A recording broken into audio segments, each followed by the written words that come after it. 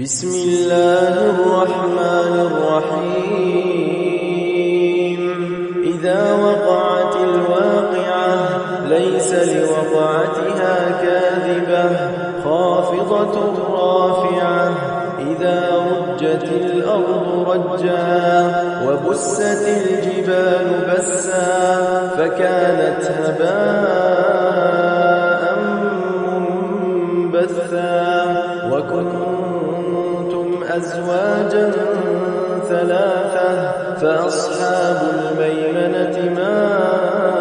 أصحاب الميمنة وأصحاب المشأمة ما أصحاب المشأمة والسابقون السابقون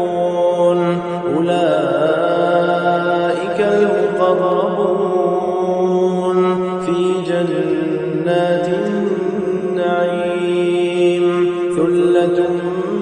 من الأولين وقليل من الآخرين على سرر موضونة متكئين عليها متقابلين يطوف عليهم ولدان مخلدون بأكواب وأباريق وكأس من معين لا يصدعون عنها ولا ينزفون وفاكهة مما يتخيرون ولحم طير مما يشتهون وحور عين كأمثال اللؤلؤ المكنون جزاء بما كانوا يعملون لا يسمعون فيها لغوا ولا تأثيما إلا قيلا سلاما سلاما وأصحاب اليمين ما أصحاب اليمين في سدر مخضود وطلح منضود وظل ممدود وماء مسكوب وفاكهة كثيرة لا مقطوعة ولا ممنوعة وفرش مرفوعة إنا أنشأناهن إنشاء فجعلناهن أبكارا عربا أترابا لأصحاب اليمين ثلة من الأولين وثلة من الآخرين وأصحاب الشمال ما أصحاب الشمال في سموم وحميم وظل من يحموم لا بارد ولا كريم إنهم كانوا قبل ذلك مترفين وكانوا يصرون على الحنث العظيم وكانوا يقولون أئذا متنا وكنا ترابا وعظاما أئنا لمبعوثون أوآباؤنا الأولون قل إن الأولين والآخرين لمجموعون إلى ميقات يوم معلوم ثم إنكم أيها الضالون المكذبون لآكلون من شجر من زقوم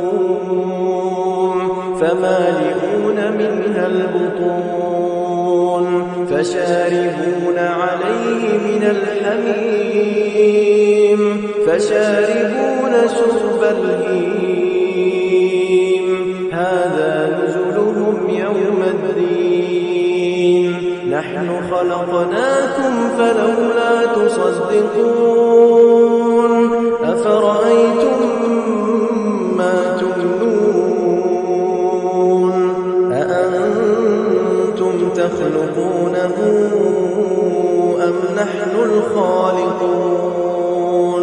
نحن قدرنا بينكم الموت وما نحن بمسبوقين على أن نبدل أمثالكم وننشئكم فيما لا تعلمون ولقد علمتم النشأة الأولى فلولا تذكرون أفرأيتم ما تحرثون أأنتم تزرعونه أم نحن الزارعون لو نشاء لجعلناه حطاما فظلتم تفكرون إنا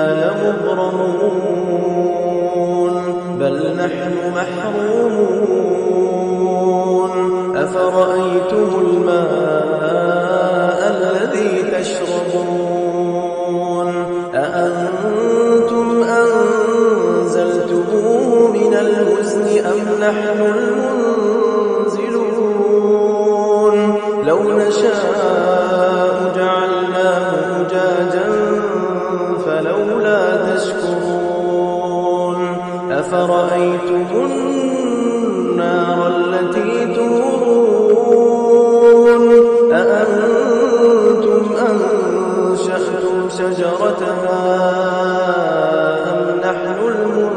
المنشئون نحن جعلناها تذكرة ومتاعا للمقوين فسبح باسم ربك العظيم فلا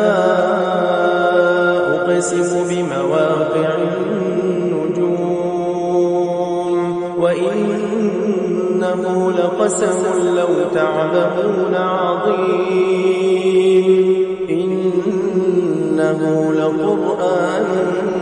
كريم في كتاب مكنون لا يمسه